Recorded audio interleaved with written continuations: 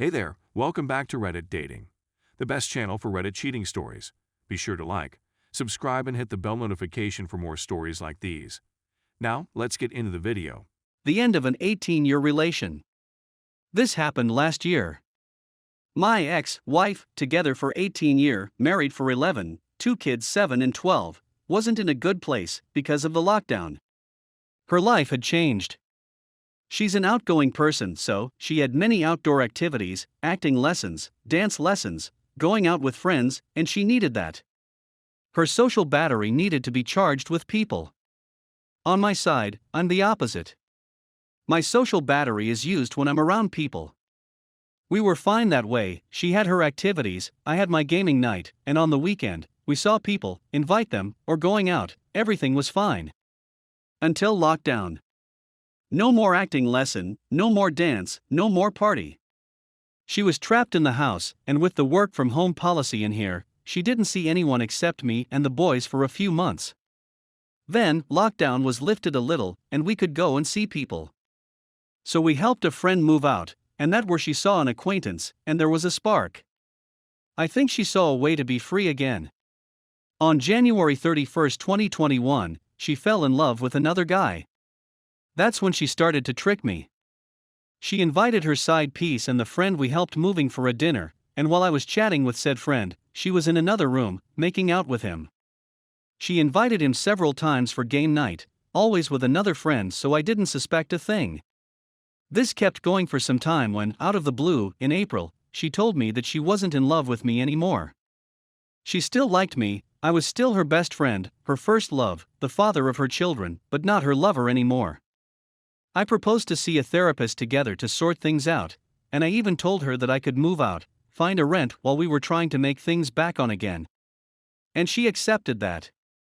2 weeks later, while on a short vacation with her family, her mother, stepfather, brother, sister, I discovered the truth.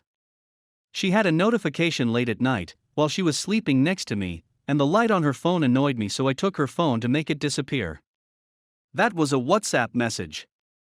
From Sheila. Saying good night, my love. As a response to a selfie saying good night, I love you. I read a few messages, that must have been a mistake. And I saw a selfie of Sheila. And lot of pictures of them together.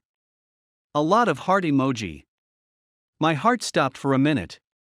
What was happening? A few seconds later, she woke up and frantically searched for her phone. I told her. I said that I saw the messages, that I knew she was cheating, and she started crying. And I cheered her up. I still couldn't believe what I saw. She was the one, she was sad, I had to do something.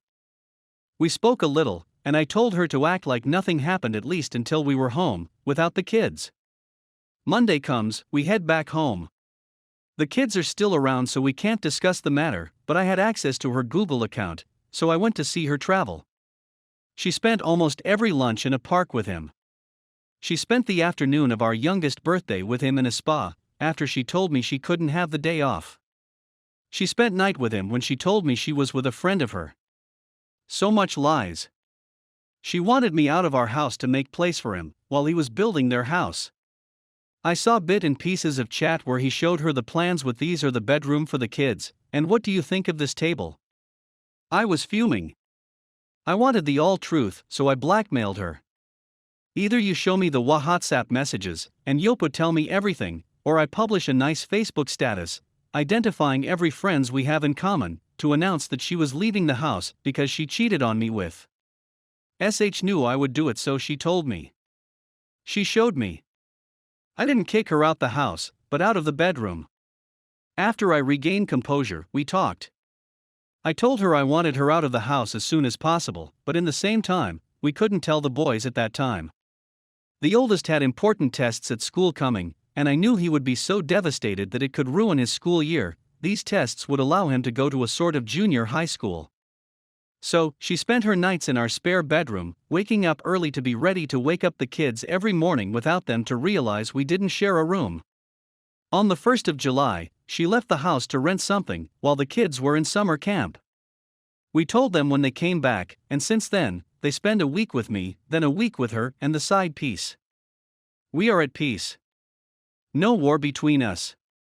I hate all the lies, but I can't hate her for falling in love. We are still friends, but I don't trust her anymore. I can't say I'm feeling fine, but I'm mostly okay. I got good friends around, I love my kids, and they love me too. I'm still single, but I feel I'm ready to meet someone. On her side, apparently, things are not as fine. But that's not my problem, as long as the kids are okay. There it is. I don't think I forgot a lot of things. Anyway, I needed to vent. Thanks for reading. P.S. English isn't my first language, so, sorry if some phrases aren't understandable. And sorry for that wall of text. Story 2. It's the end. Got divorced today. Cheers. I'd want to express myself. I'm now feeling sick to my stomach, and my hands are trembling as I write this. I'd want to say a lot, but I'm unable to.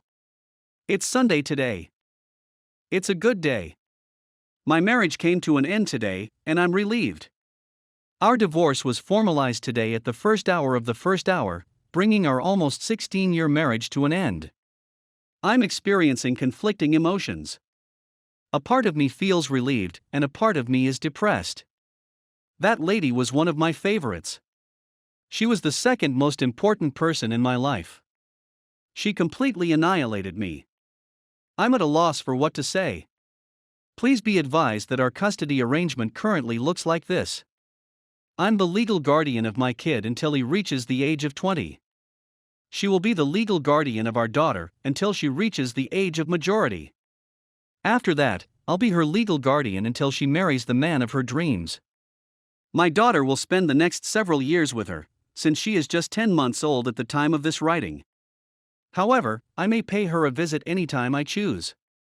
In my nation, birth certificates are only issued until a kid has reached the age of 1 year. So I haven't signed it yet, but I will sign it as soon as I can. She's my daughter, after all. For the next 3 years, I'll be required to pay spousal support to her. Child support till my children reach the age of majority. I'm looking at 20% of my salary, or around $1,500 if I do everything right all at once. Please keep in mind that we are from Asia, and $1,000 is a significant amount of money here. My obligation to pay alimony is limited to the sum known as Dean Mar, or a sort of dowry, but not dowry, which I must pay. I didn't have to divide assets because infidelity played a significant role in this case, but I did offer her one of my apartments, not for herself, but for my daughter. I want my children to grow up in a safe environment, and while what she did was wrong, I cannot put them in danger, which is why I agreed to transfer one of my apartments to her name. At the very least, they won't have to worry about finding a place to live. Her mother will reach out to her and her sisters will assist her in caring for my daughter, since her family on her mother's side has entirely abandoned her, and she will be living on her own. After our divorce, my ex-wife spoke with me. I could see she hadn't had enough sleep. She expressed gratitude to me for our many years of friendship. She asked for my forgiveness again, and this time I assured her that I did. We each wished each other the best of luck before calling it quits. I was aware of her sadness and grief. I was in the same boat. It was probably for the best that it happened. In order to take a few months off, I've decided to quit from my work, which, given the amount of property my mother required, was never essential in the first place. When I signed the finished documents, it felt as if a big weight had been lifted off my shoulders. It will be a short visit with my mother before I return to my residence for the night. I recall telling a friend that I was not going to pursue dating since my youth had passed. I will be 40 this year. Typically, when you reach the age of 40, you begin to think about retirement and laying the groundwork for your children, the next generation. However, it seems that I will have to start again at 40. On New Year's Eve, I ran across a relative of one of my pals. She is 29 years old.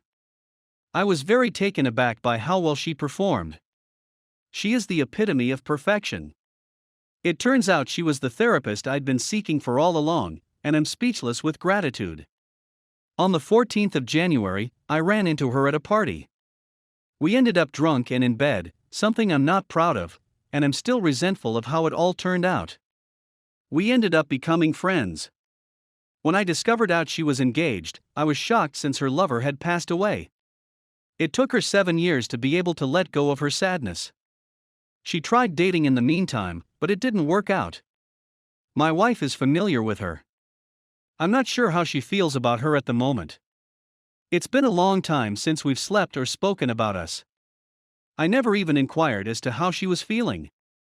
It's a complete disaster. Despite the fact that it has only been 4 months, a great deal has happened in that time. My whole existence was transformed. My kid has grown up, and I am quite proud of him. I previously said that I had intended to go to the Netherlands at some point. But I'm getting rid of it. This is the spot where I was born, where my forebears were born, and where they were buried. This is where my legacy will be left. I want my boys and their kids to be aware of our family's history and heritage, and I don't see how I can do this in the Netherlands at this time. A visit from my girlfriend/therapist/ that person I was talking about was extended to me, but I refused her invitation. Tonight, it's just going to be me and my guitar. I purchased a bottle of Jack Daniels. I'm not sure what's going to happen down the road. I don't know if I'm feeling better or worse. I'm not bothered by it. I'm simply feeling nauseated and want to get some rest. I hope it was all a dream and that I could put it all behind me. Even my brother, my mother, and father, as well as my former wife, are people with whom I do not have a good connection at this point. Things were never going to be the same after that. I hold her in high regard as the mother of my children. I'll make every effort to be there for her. My former in-laws reached out to me. He expressed regret for not being able to provide a decent father to assure her daughter's upbringing. I expressed my regret to him. There are few things in life that are supposed to be that way. We put in the time, money, and effort, and yet, in the end, it isn't even our decision or choice that is significant. Such are the sacrifices made by men as well as women. I have a lot of respect for people. I have a lot of respect for you folks for going through such a difficult time in your lives. Up until yesterday, there was a persistent question in my mind about whether or not I made the proper choice to divorce my husband. That notion is still lingering in my mind. I'm not sure if I made the right decision, and I'm not sure if I'll ever be able to get over this betrayal. I'm not sure whether I'll be able to start afresh. But for tonight, it's all good. It's me, by the way. My kid is staying with my mother. He will be spending the night at the location. This is it, everyone. This is the end of the road. Wishing you all the best on your journey to the life that lies ahead. Cheers to the suffering, and cheers to the folks who have reached out to me on a consistent basis. Thank you very much to everyone.